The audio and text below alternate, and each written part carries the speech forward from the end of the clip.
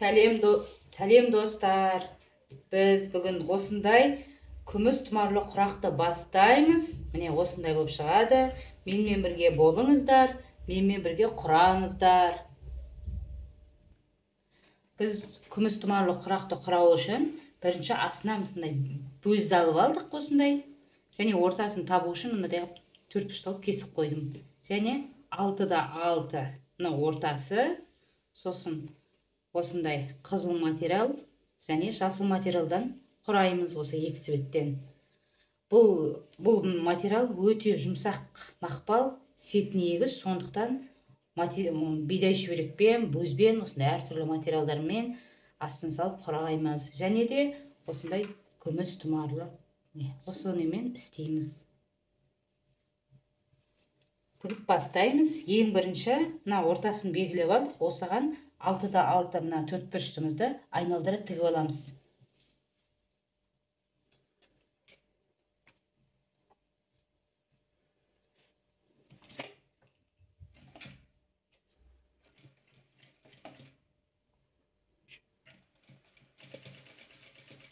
Ортасына тігіп алдық. Енді қызыл материалымызды бірінші тігеміз.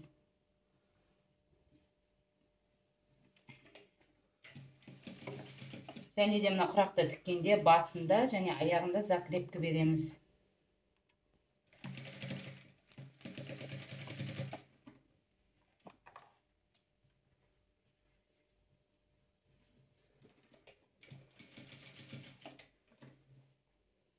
Енді екінші қызылымызды тігіп аламыз.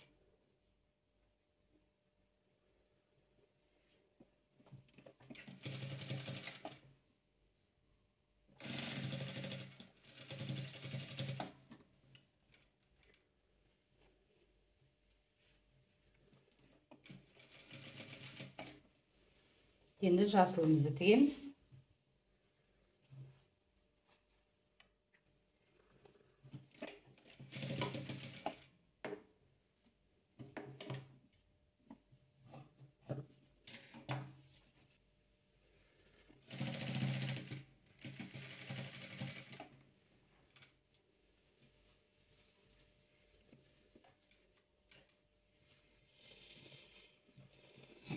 Тағы да жасылымызды былай тігіп аламыз. Бекітіп жіберейін. Бұл өте жұмсақ мақпал.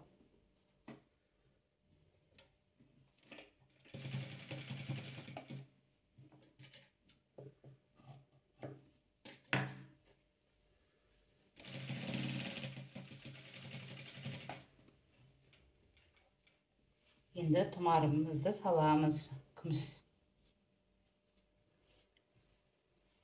Оны салу үшін бірінші осылай қойып аламыз. Сосын бүйтіп тігеміз.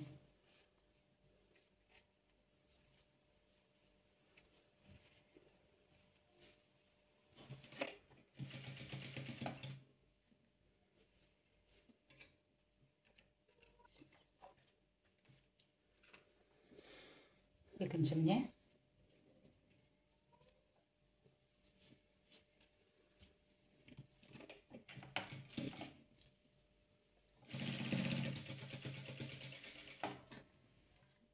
Мынадай болып шықты.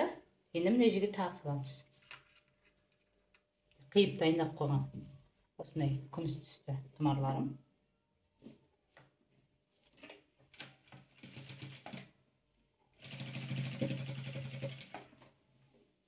Міне шықты.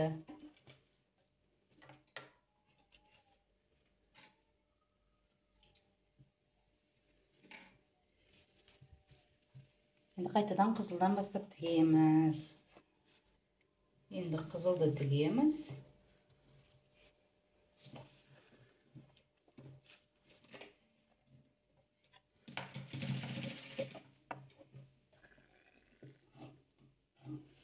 Өте аккуратны тігесіздер. Бұл мықты, жұп-жұмсақ сетінегіш материал.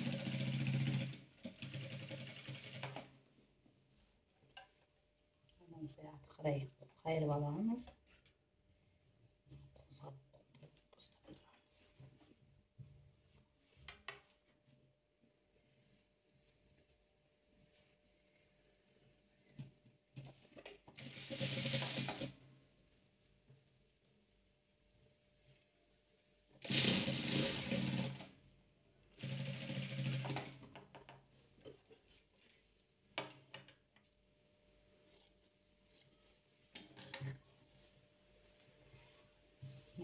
шығып жатыр.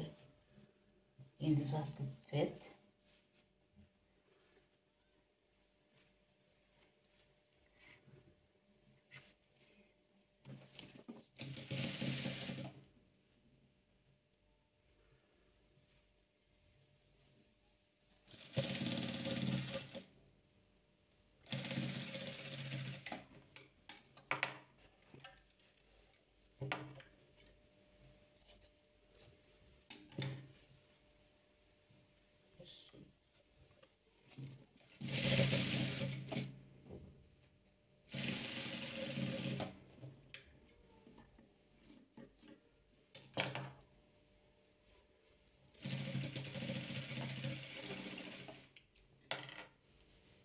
Шықты. Енді тағы да былай тұмар саламыз.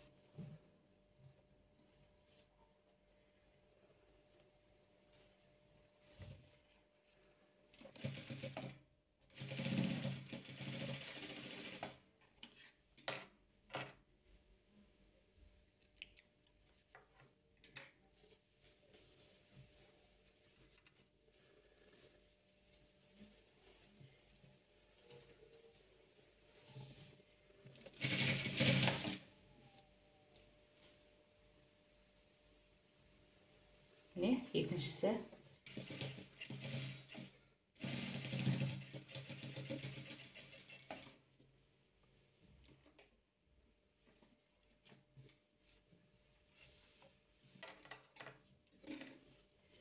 Екінші мындай болып шықты. Енді үшінші күмістан арылып қайтадан саламыз. Қайталай береміз осылай.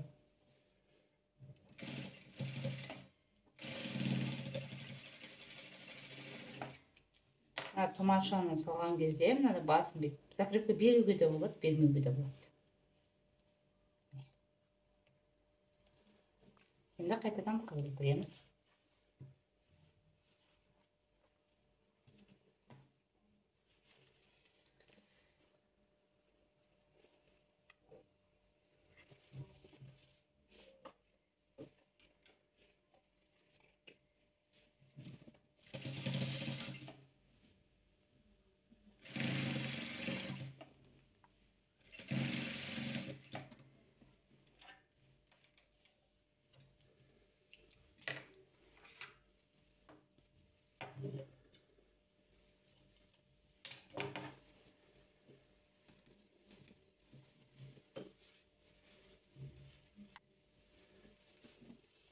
Екіншісін бұлай тігеміз.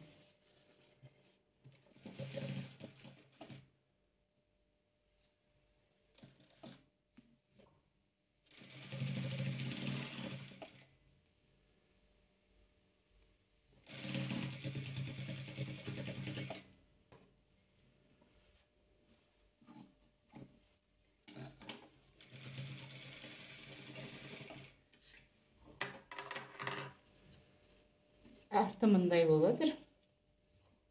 Арты мындай. Алды мындай болып жатыр. Енді жасыл тегеміз бер жағына.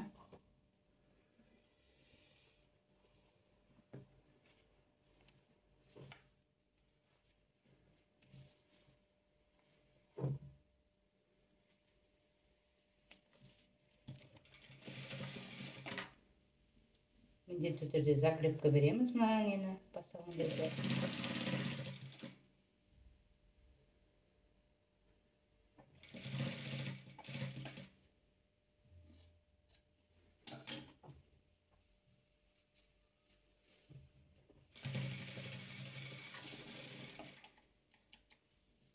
Былай қараймыз. Енді тағы жасыл жүргіземіз былай қарай. Неғана. Көрдіңіздер ме? Созылып жатыр. Өзіміз былай тегістеп тіге қоямыз.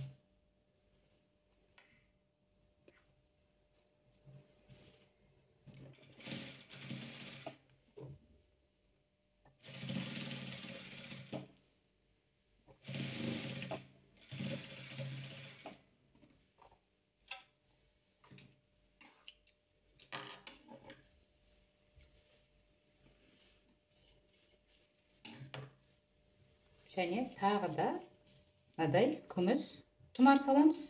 Айналды. Мына жерге мына жерге, мына жерге. Бұны екі жағына да салып істеуге болады, төрт жағына да салып істеуге болады, бір жағына да салып істеуге болады, неше түрлі.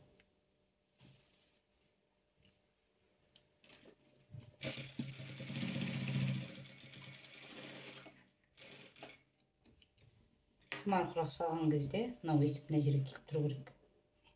Көрдіңіздер ма? Осылай болып тұрады.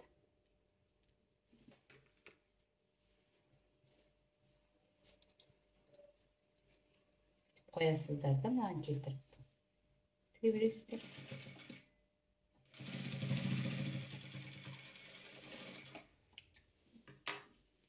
Міне келіп тұр, міне келіп тұр.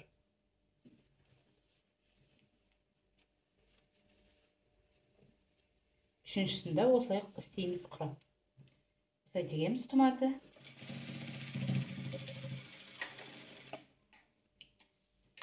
Үшіншісі де бүйтіп кішкене артығырақ болып кетіп тұр, міне келіп тұр. Қайтадан қызыл, қызыл, жасыл, жасыл тігеміз. Соңғы тігіс бұл.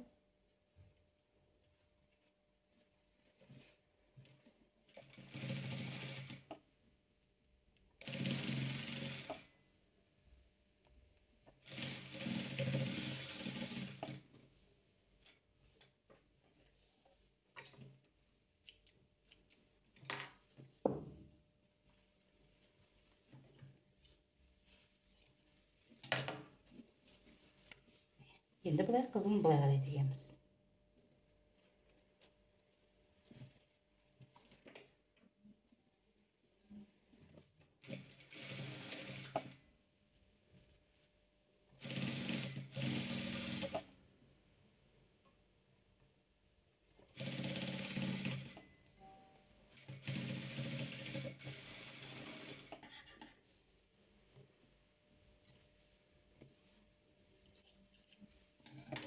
Енді бұлай қарай шығып жатыр. Енді бұлай жасыл жүргіземіз, сосын бұлай жүргіземіз. Жасылды.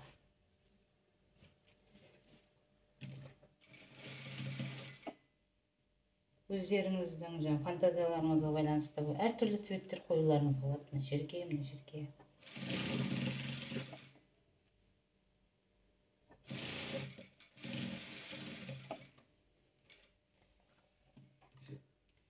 Сіздер бірінші рет құрақты тігіп отқан жағдайда машинканың қатты скоростын қоймаңыздар. Жай скоростпен тігіп үйреніңіздер. Қолдарыңыз үйренгеннен кейін барып жоғары скоростқа қоясыздар. Ол сіздерге қатты тігіп кеткен кезде саусақтарыңыз қалуы мүмкін машинкаға.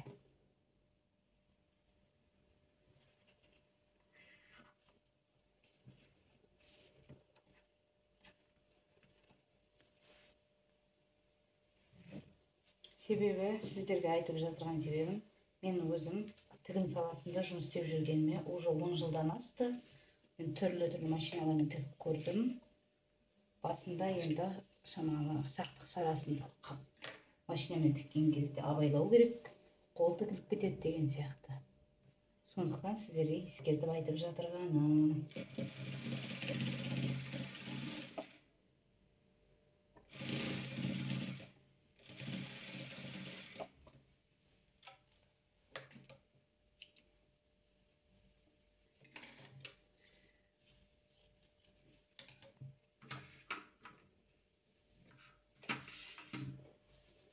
Міне, қазір енді бұның тегіс болу үшін мынаны бүйтіп істейміз да. Тегістігін шығару үшін. Көрдіңіздер ме? Міне ортасымен. Тартасыздар. Осындай жұмсақ материалдың тегіс болып тұруы шығару үшін. Бүйтіп бүктейсіздер да. Міне. Тартасыздар. Міне. Құрақтарыңыз ровно болды. Артық жіптерін, артық нелерін қиып алып тастайсыздар. Міне, құрақ дайын. Міне, дайын құрақ. Міне, осындай мен көп тігіп жатырмын. Міне, екінші міне. Арттары мынадай болады. Әртүрлі болады. Осын бұл құрақты бүйтіп бір-біріне бұлай былай істеп тігуге де болады. Оны осылай да тігулеріңізге болады. Міне осылай. Әртүрлі не жасауларыңызға болады. Міне құрақ дайын. Осылай болып шығады күміс тұмарлы құрақ.